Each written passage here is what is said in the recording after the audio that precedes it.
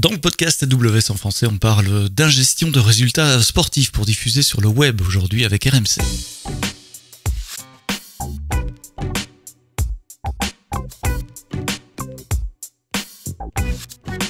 Bonjour et bienvenue dans le podcast AWS en français. C'est tous les vendredis matins. Vous vous abonnez, vous réabonnez dans les plateformes de podcast Apple, Deezer, Spotify, Google Podcast, Amazon Music évidemment, je ne dois pas l'oublier. Et j'ai l'habitude de dire toutes les bonnes applications de podcast. Et puis si vous êtes nombreux à nous écouter sur le web également. Tous les vendredis matins, un cas d'utilisation d'un de nos clients, de nos partenaires. Aujourd'hui, on va parler sport, comme je l'ai dit dans l'intro, avec des résultats sportifs que vous êtes nombreux à attendre, souvent le week-end, parfois en semaine également, ceux de foot et de rugby, où il y a plein de moyens de consommer ces résultats, mais notamment, vous êtes nombreux à aller sur le site web de RMC Sport pour avoir les résultats, soit nationaux, soit régionaux de vos équipes favorites. Alors, quelle est l'architecture dans le cloud, puisque c'est le podcast AWS, qui se cache derrière ça? Comment est-ce qu'on ingère des données? Comment est-ce qu'on les stocke? Comment est-ce qu'on les traite à grande échelle et en optimisant les coûts? C'est globalement de ça qu'on va parler aujourd'hui avec mon invité Aldo Battaglia. Tu es responsable des équipes de dev chez Altis Media. Merci d'être là, Aldo. Juste pour mettre le contexte, Altis Media, c'est quoi? Bonjour, alors Altis Media, c'est la partie qui s'occupe des chaînes BFM TV, RMC, RMC Sport et également du coup des sites internet et des applications de ces marques. Donc vous avez des journalistes, vous avez des applications mobiles, vous avez des sites web et tu fais que le sport ou le sport fait partie d'un grand ensemble de données que tes équipes traitent? Non, le sport fait effectivement partie de l'ensemble des données que les équipes traitent puisqu'on s'occupe de l'ensemble des données de tous les sites que je viens de citer juste avant. Ouais. Mais le sport, c'est un peu différent dans la manière dont vous recevez les données, surtout les volumes et les pics, puisqu'ils arrivent à des moments bien précis. En général, le foot, le rugby, c'est le week-end, tandis que l'info généraliste, c'est au fil de l'eau toute la journée, 24 heures sur 24. C'est ça le plus gros challenge côté informatique? Ouais, c'est ça. Les news, c'est comme tu disais, c'est un peu au fil de l'eau, et puis surtout, ça vient directement de notre CMS, alors que le sport, ça vient d'un partenaire externe, et puis surtout, il y a des gros pics en fonction des événements. Alors, l'idée, c'est de regarder comment vous avez mis en place une architecture, quelle architecture vous avez mis en place pour ingérer ça, quels sont les services AWS que vous utilisez, peut-être quelles sont les alternatives que vous avez considérées ou peut-être que vous avez implémentées avant d'en arriver à la solution en place là aujourd'hui. Souvent quand on parle de données, le plus simple c'est de suivre la donnée. Les données sont générées sur les terrains de foot et les terrains de rugby. Tu sais qui les collecte en fait avant que ça arrive chez vous? Ouais, on passe par un prestataire qui s'appelle Opta, qui du coup gère, qui est un des grands prestataires pour la collecte de données, et eux nous poussent la donnée en instantané dès qu'il se passe quelque chose sur le terrain, un but, un remplacement, peu importe, ils nous poussent la donnée en direct. Ah oui, donc c'est au fil de l'eau pendant les matchs aussi, c'est pas que en fin de journée ou en fin de match vous avez les résultats du match, c'est toutes les phases de jeu, tout ce qui se passe, attention, penalty, machin. Exactement, tout événement important sur le terrain nous est poussé en quasi instantané par le partenaire. T'as une idée de combien de matchs de foot il y a en parallèle un dimanche après-midi ou de rugby à l'échelle du pays? Alors j'ai pas d'idée du nombre de matchs, mais c'est énorme, il peut y avoir au cumulé entre une cinquantaine, une centaine de matchs, et ça peut représenter jusqu'à plus de 10 000 événements poussés en quelques heures, alors que le reste de la semaine, il y a quasiment rien. Ah oui, donc ça sent le serverless là, mais on va y venir après, parce que c'est typiquement le cas d'utilisation. Tu dis, avant vous aviez, je suppose, des data centers on-prem, vous aviez des serveurs qui restaient là tout le temps, maintenant vous pouvez moduler ça de façon un peu plus efficace en matière de gestion des coûts. T'as dit autre chose, des événements qui arrivent, ça veut dire que derrière vous avez mis en place une architecture orientée événements pour traiter ça? En fait, ouais, c'est ça, on traite directement, on reçoit un événement, donc à chaque fois, par exemple, si je prends l'exemple d'un match, on reçoit toutes les données du match, donc on ne sait pas quelle donnée a été mise à jour, on reçoit un nouveau fichier XML avec toute la donnée, et donc nous on la traite pour aller modifier tout ce qu'on avait déjà, on le remodifie pour ingérer la nouvelle donnée. Ça veut dire que vous avez dû modéliser dans des bases de données relationnelles ou autres les événements qu'il peut y avoir dans un match? Alors non, parce que chez nous, on travaille avec Dynamo en single table, donc on n'a pas la partie relationnelle pour cette partie-là. On a quand même une petite partie relationnelle sur notre CMS, et une partie des données, justement, va dans le CMS pour permettre aux journalistes, quand ils créent un contenu, par exemple, de faire une relation avec le match. Mais ça va pas plus loin que ça sur la partie relationnelle. Ouais, je suppose qu'il y a deux types de données. Il y a des données relativement statiques, les compositions d'équipes, etc. Ça bouge pas trop. Enfin, bon, il peut y avoir des remplacements, etc. Mais enfin, les métadonnées sur les équipes, les endroits où ils jouent, je sais pas, les positions d'ouverture en championnat. Et puis il y a tout ce qui se passe pendant le match. C'est pas la même chose. Vous traitez ça, ce sont les mêmes flux ou pas? Au final, ce sont les mêmes flux parce que par exemple, si on prend la composition d'une équipe pour un match, comme à chaque fois qu'il se passe quelque chose dans le match, on reçoit l'ensemble des données du match. Et ben, on reçoit de nouveau la compo. La composition. Et donc, il faut la retraiter à chaque fois. Alors, qu'est-ce qu'il y a dans ces fichiers XML? Si je prends l'exemple d'un match de foot, on a les deux équipes, donc avec l'ensemble des compositions des équipes, donc aussi bien les titulaires que les remplaçants. Et après, on a tous les événements d'un match, donc les buts, les cartons, la VAR depuis quelques temps, les remplacements des joueurs, etc. C'est codé, il y a un code, un penalty, c'est code 02, machin et tout, c'est du free text. Un penalty, ça doit s'appeler, j'ai plus le caractère en tête, mais ça doit s'appeler penalty tout bêtement. C'est une string qu'on traite comme ça et c'est en fonction du type d'événement qu'on sait de quel événement il s'agit. Mais je veux dire, c'est standardisé, c'est tout le temps la même chose, enfin ça change pas trop souvent, etc. C'est standardisé par sport. Donc, par exemple, un remplacement pour le foot n'a pas spécialement la même string que pour du rugby. Et vous recevez ces infos pour les compétitions internationales aussi, ou ici on parle juste des matchs nationaux? Non, on parle pour le foot, on parle de plus de 70 compétitions sur l'ensemble de la planète. Donc on reçoit par exemple la MLS aux États-Unis, la Copa América, toutes ces compétitions-là, on les a aussi. Alors, vous recevez ce fichier XML. D'abord, comment vous le recevez? C'est quoi? Vous mettez à disposition une API pour votre partenaire? Exactement. Donc, il y avait plusieurs façons de faire. Avec ce partenaire, on avait deux façons de faire. Soit c'était nous qui allions chercher la donnée. Mais bon, la contrainte, c'est que du coup, on sait pas trop quand aller la chercher. Faut poller tout le temps, c'est pas très efficace. Sinon, il fallait faire tourner toutes les minutes, toutes les 2 minutes, mais bon. Voilà. Et donc, soit, nous, c'est la solution qu'on a choisie, c'est eux qui nous poussent la donnée sur un endpoint. Voilà, donc on leur a juste fourni un endpoint qui est le même pour toutes les compétitions. Et après, c'est en fonction de headers que eux ajoutent où on peut savoir comment on traite ça. Je suppose qu'ils fournissent la donnée à d'autres médias également, donc c'est eux qui standardisent ou ils s'adaptent à chacun? Non, malheureusement, on n'a pas eu notre mot à dire sur le format des données qu'on reçoit. C'est les mêmes pour tout le monde. Et ce endpoint est protégé, sécurisé, évidemment. Ils doivent s'authentifier de façon relativement forte pour pouvoir vous pousser de la donnée. Et il y a une petite partie authentification pour pousser de la donnée. Pour éviter qu'on aille vous mettre des fausses données. Bon, après, de toute façon, si le fichier ne répond pas à notre format, il n'y a pas ce qui nous attend. De toute façon, il passera pas. Quelles sont les technologies que vous avez choisies pour le endpoint API? Est-ce que vous passez sur des services managés? Je pense à API Gateway et Lambda, des choses comme ça. API Gateway pour le endpoint, ouais. Qui déclenche quoi derrière? Une Lambda? Alors derrière, l'autre question qu'il a fallu se poser après, c'est comme c'est un fichier XML et que certains fichiers peuvent être un peu gros, donc c'était qu'est-ce qu'on faisait de cette donnée qu'on reçoit, et la solution qui a été choisie, c'est de déposer ce fichier sur un bucket S3. Pour qu'après on puisse le traiter depuis une lambda. Donc c'est déposé sur une bucket S3 et le dépôt de fichier déclenche une lambda. Ah oui, donc c'est API Gateway qui appelle directement l'API S3, c'est ça, il n'y a pas d'intermédiaire. Ah oui, c'est un truc qu'on peut faire avec API Gateway. Il y a beaucoup de clients qui le savent pas. Souvent, ils déclenchent une lambda et puis ils écrivent du code. Mais API Gateway peut mapper finalement un appel REST qui arrive de l'extérieur sur un appel d'API AWS. Typiquement, EventBridge, S3 sont les candidats classiques. Donc, vous déposez tous ces fichiers sur S3. Ce qui est bien, ça vous fait une archive également. Vous avez une espèce de log de tout ce qui est arrivé à travers le temps. On garde un historique de 2 semaines à peu près, parce que sinon, après, pour pas garder trop de fichiers, parce que ça fait beaucoup, mais ouais, ça nous permet d'avoir un historique. Et sur S3, vous avez un trigger, donc un déclenchement d'une fonction lambda à chaque fois qu'un fichier arrive. Donc là, on est en pur événementiel, l'événement HTTP REST, l'événement, il y a un fichier qui arrive sur lambda. Qu'est-ce qu'elle fait, cette fonction lambda? Après, du coup, on a une fonction lambda qui est pour chaque type de flux, parce que du coup, par exemple, pour le foot, on traite 5 flux différents. Un pour les matchs, un pour les calendriers, un pour les classements, et un pour les équipes et un pour les classements individuels, pour être précis. Et du coup, on a une lambda pour chacun de ces flux. Et en fait, ce qui se passe, c'est que quand le fichier nous est poussé, il y a un header qui nous permet de savoir quel flux c'est.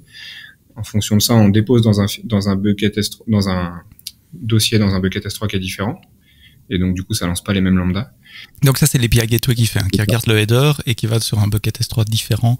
C'est juste la configuration de l'API Gateway. C'est le même bucket mais c'est pas le même pass, Ouais, oui, dans un sous-folder. J'aime pas parler de folder parce qu'il n'y a pas de folder dans S3. Mais, okay. Mais bon, on va dire folder, ça va simplifier la conversation. Exactement. Et après, du coup, il y a une lambda pour chaque type de flux. Et chaque lambda a son utilité. Donc, il y en a une, par exemple, qui traite que les données live d'un match. Reformater l'ensemble des données qu'on reçoit pour les déposer après sur notre DynamoDB pour que après le site vienne consommer cette donnée. Il y a une autre lambda qui est chargée, elle, de traiter toute la partie classement. Une lambda qui est chargée de traiter la partie classement, mais individuelle des joueurs, donc le meilleur buteur, meilleur passeur, par exemple. Une autre qui est chargée de traiter la partie équipe, donc quels sont les joueurs qui sont dans les équipes. Et enfin, la lambda qui est la plus grosse, qui fait beaucoup de choses, c'est celle qui est chargée de récupérer tout le calendrier des événements par exemple, tous les matchs de la Ligue 1, quel jour ils ont lieu, à quelle heure, sur l'ensemble de la saison. Et du coup, c'est à partir de cette lambda aussi qu'on crée les différents événements sur notre CMS. Enfin, il y a beaucoup d'initialisations qui se font à partir de ce calendrier. C'est ça, à partir de ce calendrier, ouais. Quel langage de programmation? J'aime toujours bien poser cette question. On est en Node pour l'ensemble de nos lambdas. D'accord, par choix, par opportunité, parce que c'est ce que les développeurs connaissent. Ça a été un choix avant même ce projet d'utiliser Node chez nous, et donc du coup on reste sur ça maintenant sur l'ensemble de nos projets. Donc ces différentes fonctions lambda, le rôle essentiel, c'est de parser les fichiers XML et d'aller découper la donnée et la mettre dans un autre format sous DynamoDB, dans différentes tables de DynamoDB. Exactement. Alors il y a deux destinations possibles. Donc la première destination, effectivement, c'est le DynamoDB qui est consommé par le site. Donc là où on reformate la donnée, on la formate en JSON et on la dépose dans DynamoDB. Et l'autre destination possible, c'est notre CMS, où là on a besoin de créer. Il y a certaines données qui ont besoin d'être administrables, enfin soit administrables, soit qui ont besoin de, par exemple, pour aller compléter un article, faire une liaison avec un match. Donc ça, c'est des données qui vont dans notre CMS pour que les journalistes puissent les utiliser. Donc il y a deux types de données. Il y a les données qui vont être consommées telles quelles par le site, par exemple des tableaux de résultats, des tableaux de statistiques et des choses comme ça. Et puis il y a les données plus encyclopédiques, j'ai envie de dire, enfin qui servent de base aux journalistes pour écrire ou illustrer ou argumenter leur article. C'est exactement ça. C'est plus même pour faire juste côté journaliste, c'est plus pour faire la liaison. Par exemple, quand on crée un contenu de type live pour un journaliste qui va liver un match PSG-OM, par exemple, du coup, il va faire la liaison. Il va faire la liaison entre son contenu et ce match. Comme ça, après, quand on arrivera sur le site RMC Sport, on va pouvoir afficher aussi bien la partie contenu que tout ce qui va autour, qui est la donnée, grâce à cette liaison. Et le site web qui consomme ces données dans DynamoDB, lui, c'est un site... quelle est l'architecture? Je vais pas faire des suppositions, je te laisse expliquer plutôt. Nos sites sont la techno, c'est aussi du Node. Et pour la partie back-end en tout cas. Et ça consomme directement le DynamoDB. Pas d'API? Non. C'est une single page application qui va consommer les données qui sont dans Dynamo? Alors non, c'est pas une single page, mais ça va consommer, oui, effectivement, directement dans DynamoDB.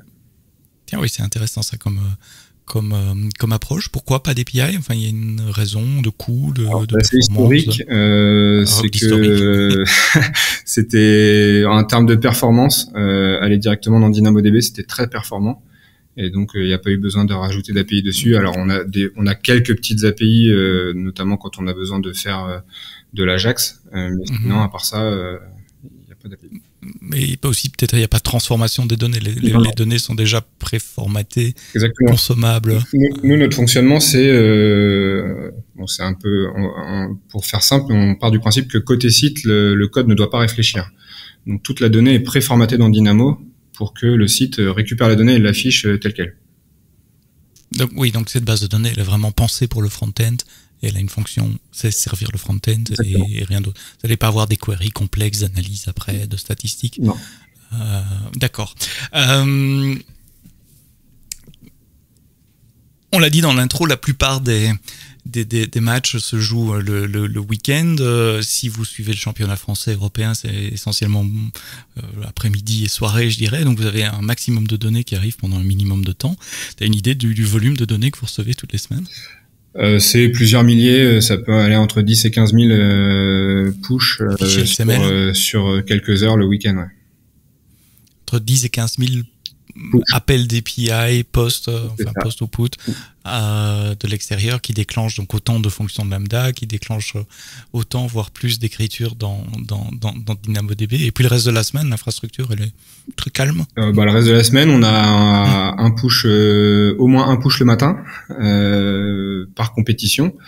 Mais à part ça, le reste de la journée, à part de temps en temps, il y a toujours, surtout en début de semaine, des petits ajustements sur les matchs de la veille. Et donc là, on reçoit des modifications en temps réel. Mais sinon, non, effectivement, la semaine, c'est plutôt calme. Sauf quand il y a des semaines de Ligue des Champions où là, effectivement... Oui, c'est ça, il peut y avoir des matchs un mercredi soir ou des choses comme ça où là, l'application recommence également. Quels sont les challenges que vous avez eu pour mettre en place cette infrastructure? D'abord, est-ce que vous êtes arrivé à cette architecture que tu as décrit immédiatement? Est-ce que c'est votre première version? Est-ce que vous avez essayé différentes idées avant? Je pose la question parce que c'est toujours bien de savoir... ça a l'air évident comme ça quand ça marche, ok, voilà, mais tout le monde passe par des phases de doute, de tests, etc. Et quels ont été les vôtres? Alors le seul truc qui était sûr dès le départ, c'est qu'on partirait sur du serverless, parce que comme on l'a dit, de toute façon, c'est éteint quasiment tout le temps et il y a des pics le reste du temps, donc au moins on n'a pas besoin de se préoccuper de cette partie-là. Ensuite, la partie qui a été un peu où on s'est posé pas mal de questions, c'est le fichier XML peut être quand même assez conséquent, et donc c'était qu'est-ce qu'on faisait après l'appel API. Est-ce que on mettait ça directement dans une queue pour après déclencher la lambda? Est-ce qu'on déclenchait une step function? Parce que certaines lambdas font beaucoup de choses, donc est-ce qu'on passait pas par une step function? Ou est-ce qu'on était dans S3? D'ailleurs, effectivement, tout à l'heure, je t'ai dit que ça allait de S3 à une lambda, mais non, ça va de S3 à une queue, et une queue qui déclenche une lambda. Ça, c'est intéressant. Pourquoi? Et l'objectif, c'est de pouvoir faire des retries si jamais il y a des soucis. D'accord. Donc voilà, et la finalité, ça a été de passer par S3 parce que par rapport à la taille des fichiers, il y avait des contraintes dans toutes les autres solutions. Donc dans la queue, il n'y a pas le fichier complet, il y a juste la référence vers S3. C'est ça, dans la queue, c'est juste le pass vers le fichier. Ouais. Donc S3 déclenche un message dans une queue. Exactement. Et puis une fonction lambda au cas où si la fonction lambda se plante pour une raison x, y, z, il puisse y avoir un retry. Vous devez même pas l'implémenter, ce retry de tête.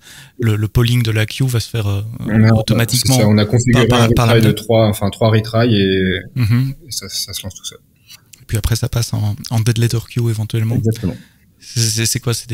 Quand ça arrive, ce sont des fichiers mal formatés ou des bugs dans le code, mais alors c'est tous les fichiers qui...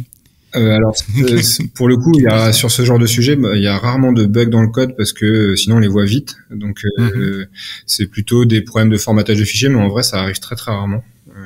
Je saurais même pas dire quand c'est arrivé la dernière fois. Donc dans toutes les alternatives que tu as expliquées, Step Function et autres, est-ce que vous en avez testé certaines ou est-ce que c'est resté à l'idée papier, tableau blanc et puis on est passé à autre chose? Ce qu'on avait testé, c'est de lancer directement la lambda. Ça fonctionnait plutôt bien, c'était plus pour l'histoire de retry où ça posait problème. Sinon après les autres, on les a pas, c'est resté à l'état d'idée, on n'est jamais rentré dans le concret. Step function, ça semble une bonne idée quand exactement dans le cas que tu décris, quand tu as une fonction lambda qui devient un peu complexe, qui fait beaucoup de choses, qui fait des choses en séquence ou qui pourrait faire des choses en parallèle pour orchestrer et avoir des plus petites fonctions lambda, plus gérables, plus un peu dans l'esprit microservice. Alors je sais que c'est un grand mot, mais je veux pas rentrer dans le débat, mais dans l'esprit de pourquoi vous n'avez pas continué dans cette voie-là? Déjà, en passant par une queue, on pouvait pas lancer une step function. Donc ça lançait obligatoirement une lambda qui après lançait une step function. Ouais. Comme la plupart des lambdas étaient des lambdas qui étaient assez simples, même si elles font beaucoup de choses, c'est quand même pas des lambdas très compliqués. Ça nous paraissait pas spécialement logique d'utiliser des step functions. Par contre, effectivement, aujourd'hui avec le recul, on s'aperçoit que tout à l'heure je te parlais d'une des lambdas qui fait quand même beaucoup de choses. Si aujourd'hui c'était à refaire, cette lambda serait une step function. Les autres non, mais celle-ci on la passerait sûrement en step function parce qu'elle fait beaucoup de choses. Et ça serait effectivement assez pertinent que de passer par ça. Mais là maintenant vous êtes dans un mode où ça marche, vous avez d'autres chats à fouetter et on va pas refaire ce qui fonctionne. C'est un peu ça l'idée, ouais. Ça fonctionne plutôt bien malgré tout. On a réussi à découper le code pour qu'il soit quand même compréhensible malgré le fait qu'il soit assez gros. Si vraiment demain il y a besoin de faire une refonte, on avisera, mais pour l'instant c'est vraiment pas la priorité. Est-ce que vous avez atteint des limites? Enfin, vous savez, vous qui nous écoutez aussi, que sur les comptes AWS, il y a beaucoup de soft limits, le nombre de fonctions lambda concurrentes, notamment. Est-ce que vous avez atteint certains? Est-ce que vous avez dû faire des demandes d'augmentation? Comment ça s'est passé? Non, sur ce projet-là, ça a été, on n'a pas eu de limites particulières. Donc ça rentre dans les limites d'un compte AWS. Alors tu dis que vous recevez toujours les mêmes données, mais avec des mises à jour, mais les données fondamentales sont toujours les mêmes, et vous stockez ça dans DynamoDB. Vous avez dû réfléchir, j'aime bien poser cette question-là souvent quand on utilise DynamoDB, quelles sont les clés que vous utilisez dans DynamoDB, à la fois pour assurer une requête rapide et simple pour le front, et à la fois pour pouvoir mettre toutes les versions des mêmes informations que vous recevez? Alors nous, on a déjà faut savoir que comme on a l'habitude d'utiliser DynamoDB, c'est intégré dans nos systèmes de réflexion de penser directement aux access patterns sur comment accéder à la donnée. Donc là, il a fallu effectivement réfléchir à des access patterns adaptés pour que le site, en fonction de la donnée qu'il a besoin, puisse les récupérer. On a eu un petit sujet au niveau parce que sur DynamoDB, par défaut, il n'y a pas d'identifiant unique.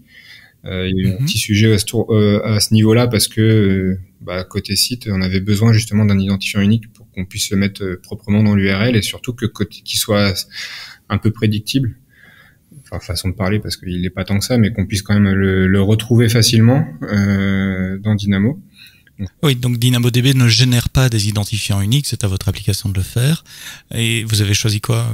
Typiquement, moi je choisis un UUID, mais c'est peut-être un peu trop grand pour mettre dans une URL. C'est un peu trop grand, et puis surtout, ça nous permettait pas. Nous, ce qu'on avait besoin aussi, c'est que quand on voit cet ID, il soit un peu parlant pour nous. Donc on est parti sur une date, donc la date d'import de l'événement, donc année, mois, jour, suivi de 6 chiffres générés.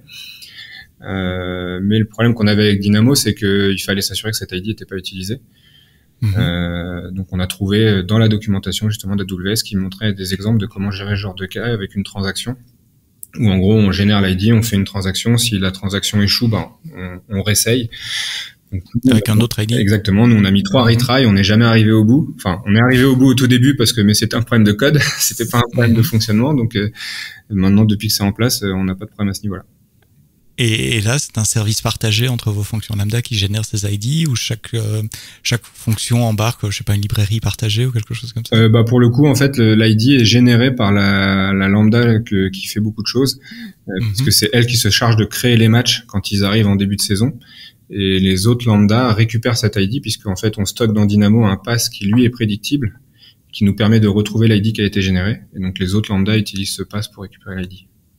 Je suis curieux de voir, je le verrai pas, mais je suis juste curieux de voir le modèle de données XML. J'essaye de m'imaginer du XML, du JSON et le stockage dans DynamoDB entre les deux. Il est très normalisé, votre stockage DynamoDB. Je veux dire, il y a beaucoup de propriétés, etc. Ou à un moment, vous avez un gros bloc de JSON qui sera consommé. Non, il y a beaucoup de propriétés. On découpe en fonction du besoin. Si je prends l'exemple d'un live, donc d'une feuille de match, il y a un bloc statistique, et du coup on a découpé on a notre primary key qui permet de retrouver le match, et après on a une sort key statistique. À côté de ça, on a une sort key composition, une sort key événement temps fort, etc.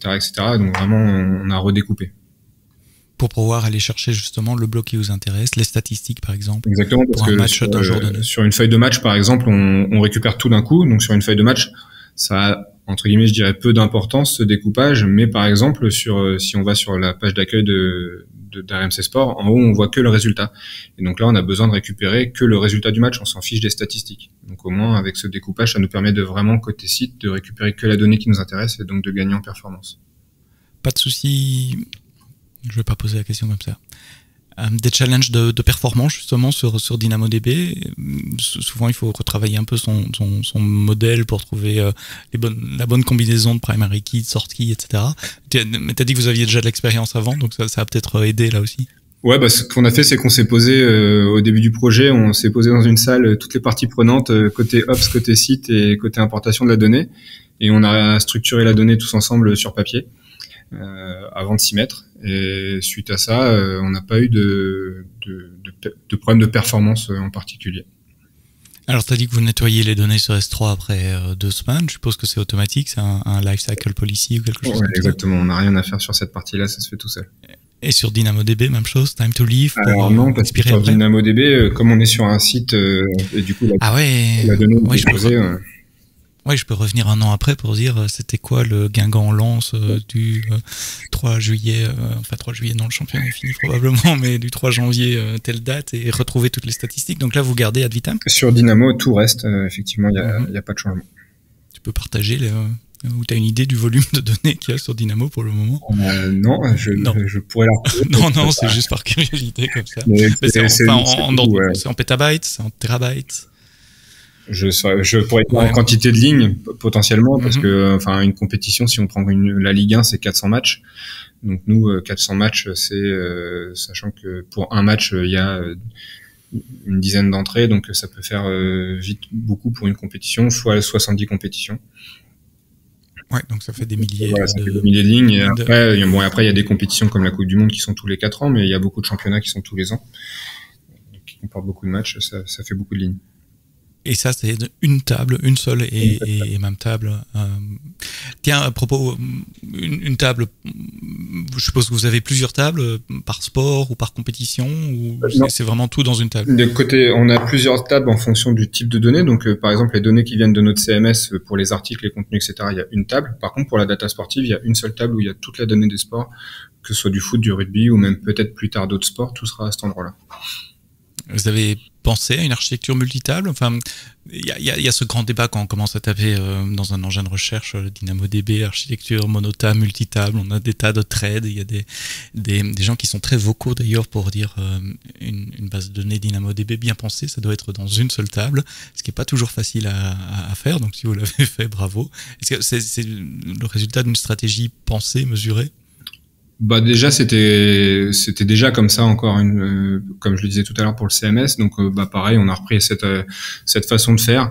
On a juste pas voulu on s'était posé la question, est-ce qu'on mélange vraiment toutes les données, donc CMS et Datasport ensemble, parce qu'à ce moment-là il y avait effectivement qu'une table et on s'est lancé sur le sport. Finalement on s'est dit que c'était quand même mieux de séparer le sport à côté. Donc c'est pour ça qu'on a créé une table dédiée pour le sport. Mais après non, c'est pour ça que c'était par contre très important de se poser dès le début et de bien réfléchir.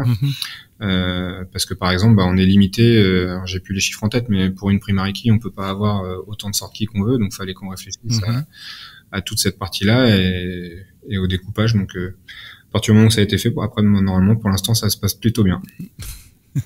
Dans les challenges, on parlait des pics d'activité qui sont prévisibles, récurrents et des périodes très calmes le reste du temps, ce qui vous a amené à faire du serverless. Est-ce qu'il y avait des challenges aussi de temps de traitement pour pouvoir amener la donnée à vos lecteurs le plus rapidement possible? Alors oui, l'objectif forcément c'est que la donnée soit dispo le plus vite possible. Donc déjà c'est pour ça qu'on avait choisi la solution du push et pas que ce soit pas à nous d'aller chercher la donnée. Après, l'avantage c'est que à peu près toutes les technologies qu'on utilise sont des outils assez performants. Donc ça, j'ai pas les chiffres en tête, mais à partir du moment où on reçoit la donnée, en quelques secondes, elle est disponible sur le site. Et de toute façon, comme on a du cache côté site, souvent elle est disponible avant même qu'elle puisse s'afficher. Que le cache se rafraîchit. Cache CDN, CloudFront, là aussi. Exactement. Alors, venons-en au développement. On a parlé de l'architecture de prod, de vos techniques de développement. On a parlé du langage de programmation, c'est Node.js. Comment, une des questions que j'ai souvent quand je parle avec des développeurs d'architecture serverless comme la vôtre, on me dit mais oui, mais comment on teste en local? Comment le développeur il teste? Est-ce qu'il peut travailler offline? Est-ce qu'il est obligé d'avoir un compte AWS? Comment vous faites? Nous, on a un projet en local qui nous permet d'avoir un certain des outils AWS qui tournent en local. On a un DynamoDB en local, on a tout ce qu'il faut pour faire tourner nos queues en local. Donc notre projet peut tourner d'un bout à l'autre en local. Alors DynamoDB local, c'est fourni par AWS, c'est un petit jar qu'il faut télécharger et qui fait une mini implémentation de DynamoDB, en tout cas quelque chose qui respecte la même API, qui permet d'avoir un peu de persistance en local. Mais tu as dit de queue aussi? Oui. Ça je connaissais pas. Alors je t'avoue que j'aurais pas de tête le projet qu'on utilise pour ça, mais en tout cas oui, on a ce qu'il faut pour faire tourner ça. Et vous utilisez un framework serverless, genre serverless framework, SAM ou autre? On utilise serverless framework. serverless framework pour faire de l'infrastructure as code. Ça veut dire que vous avez aussi un pipeline d'intégration continue, de déploiement continu? On utilise du coup Code Pipeline qui déploie notre infra. Ça veut dire que chaque fois qu'il y a un changement d'un développeur, il y a une série de tests qui tournent et puis vous faites du déploiement automatique ou il y a encore des validations manuelles? Alors pour la partie sur nos environnements de test, il n'y a pas de validation manuelle. À partir du moment où les tests unitaires passent, ça se déploie. Par contre, pour la production, il y a toujours un approve manuel avant de passer en production. Qui est juste un approval dans le workflow de Code Pipeline. Exactement. Donc, c'est quelqu'un, un manager qui doit dire, ou un DevOps qui dit. C'est un DevOps c'est ça, c'est un DevOps qui doit valider qu'on peut lancer la MEP. Quelles sont les métriques que vous observez côté prod? Je suppose que les premiers samedis où cette infrastructure a été mise en place, vous étiez sur le pont à regarder des tas de dashboards et puis vous avez affiné ces dashboards certainement avec le temps. Quelles sont les métriques que vous regardez?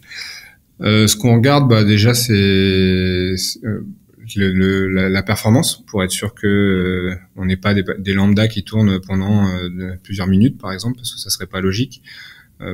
Il y en a une, toujours la même. En début d'année, elle tourne un peu longtemps parce que justement, elle initie l'ensemble des matchs d'une compétition, mais après le reste de l'année, c'est censé être assez rapide. Donc ça fait partie des choses qu'on regarde. Et après, il n'y a pas de choses en particulier. On s'assure que tout se passe bien et voilà. Et donc vous avez des alertes aussi qui sont définies dans CloudWatch sur certaines métriques et certains seuils de ces métriques? Alors les alertes, elles sont sur les erreurs qu'on log dans le code. Donc il y a des cas qu'on traite et qui sont des cas d'erreur, et ça effectivement on a des alertes qui se lancent automatiquement qui nous préviennent si on a des erreurs donc en fonction de le type d'erreur. Si c'est juste un warning, ça on laisse passer parce que ça arrive. Par exemple, un truc qui arrive assez régulièrement, c'est une compétition qui change de format, où on n'a pas spécialement anticipé la chose, où du coup l'importation peut pas fonctionner correctement. Donc là, ça sert à rien de déclencher l'astreinte pour quelque chose comme ça. Donc à ce moment-là, on reçoit juste un warning. Par contre, quand c'est des erreurs, mais effectivement, ça arrive quand même assez peu souvent vu que les fichiers sont standardisés, donc logiquement le code est pas censé planter. Mais bon. Bouger de trop. Voilà, donc normalement ça arrive pas, mais bon, si jamais ça arrive, effectivement, là on log les erreurs et là on a des moniteurs qui sonnent et qui nous préviennent. Et t'as cité le mot qui m'amène à ma question suivante, c'est l'astreinte. Est-ce qu'il y a des gens qui sont sur le pont physiquement au bureau tous les samedis après-midi juste pour vérifier, ou c'est juste une astreinte avec des systèmes d'alerte, de paging et autres? C'est ça, c'est l'astreinte classique qu'on a pour l'ensemble de notre système, et du coup, si jamais il y a besoin, c'est eux qui interviennent. Et ça arrive souvent? Sur la partie data sportive, je pense pas que ce soit déjà arrivé. Donc le système est super stable, vous pouvez dormir, partir, faire des barbecues tranquilles chez des amis. Exactement. Alors quand il y a des grandes compétitions, notamment par exemple à la Coupe du Monde de cet hiver, on est toujours un peu à l'affût, on sait jamais, même si ça a jamais bugué, mais on sait jamais. Mais sinon, de manière générale, on est plutôt serein. En fait, le pipeline d'ingestion n'est pas forcément différent pour la Coupe du Monde. Vous n'avez pas plus de volume. En revanche, la consommation du site web, là, je suppose, vous devez voir des pics de trafic avec des gens qui viennent chercher de l'info. Effectivement, on a beaucoup plus de consommation d'un point de vue site, mais l'ingestion ne change pas. Après, on était quand même, on surveillait par précaution parce que c'est un événement qu'on peut, Oui, on peut pas avoir une erreur HTTP 500, boum. Exactement. Quand t'es RMC Sport, tu peux pas planter pendant la Coupe du Monde. Mais en tout cas, il n'y a pas d'alerte en particulier. Et donc ça s'est passé tranquillement. C'était au début 2023, hein, c'est ça? Fin 2022, ouais. Fin 2022. Ah oui, déjà que le temps passe vite. J'avais une autre question. C'était quoi? Ah ouais. Maintenant que le système est en place, qu'il est rodé, qu'il marche bien, puisque vous pouvez aller faire des barbecues le samedi avec des amis, comment tu vois la suite? Est-ce qu'il y a des grands chantiers en prévision? Est-ce que tu vois des améliorations, je sais pas, des économies de coûts à faire? Enfin voilà, sur quoi vous planchez pour le moment? Alors pour l'instant, en termes d'optimisation, on est plutôt raccord avec ce qu'on s'attendait, donc il n'y a pas de grandes optimisations prévues. Pour l'instant, les gros chantiers, c'est plutôt l'intégration de nouveaux sports. Tout à l'heure, je t'évoquais le foot et le rugby. Le rugby, c'est quand même assez récent. On l'a injecté pour la Coupe du Monde de rugby. Et donc, plus tard, l'objectif, c'est d'intégrer de plus en plus de sports si c'est possible et si on a le temps de le faire.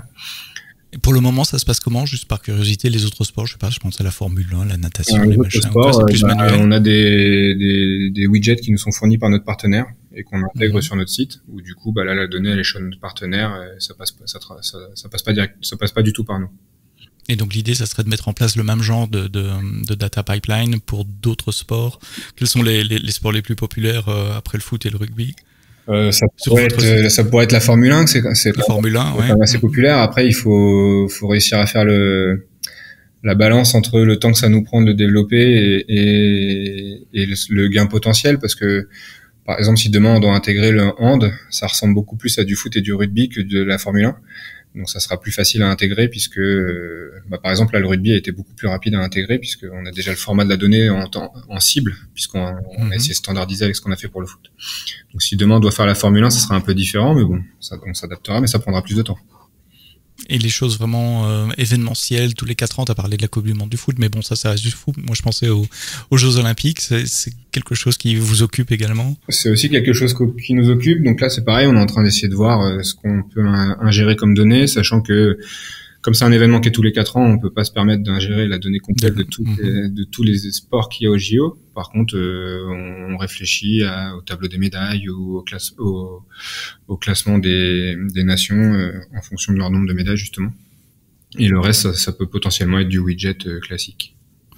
Voilà, vous n'irez plus jamais sur le site RMC Sport de la même façon. Et quand vous regarderez des résultats là, vous penserez à S3, à Lambda, à SQS entre les deux, et aux équipes d'Aldo qui sont d'astreinte au cas où quelque chose se passerait. Mais ce n'est pas encore arrivé et on touche du bois. Je suis certain que ça n'arrivera pas prochainement. L'ingestion des résultats sportifs football et rugby pour j'ai du mal à le dire, excuse-moi, pour RMC Sport, avec Aldo Battaglia, tu es responsable des équipes de dev chez Altis Media. Merci Aldo pour ces explications très claires et j'espère qu'ils vous auront inspiré, vous qui nous écoutez, inspiré pour vous aussi tester des architectures serverless et événementielles de cette façon. Merci d'avoir écouté le podcast AWS en français jusqu'au bout. Rendez-vous vendredi pour un prochain épisode et d'ici là, quoi que vous codiez, codez-le bien.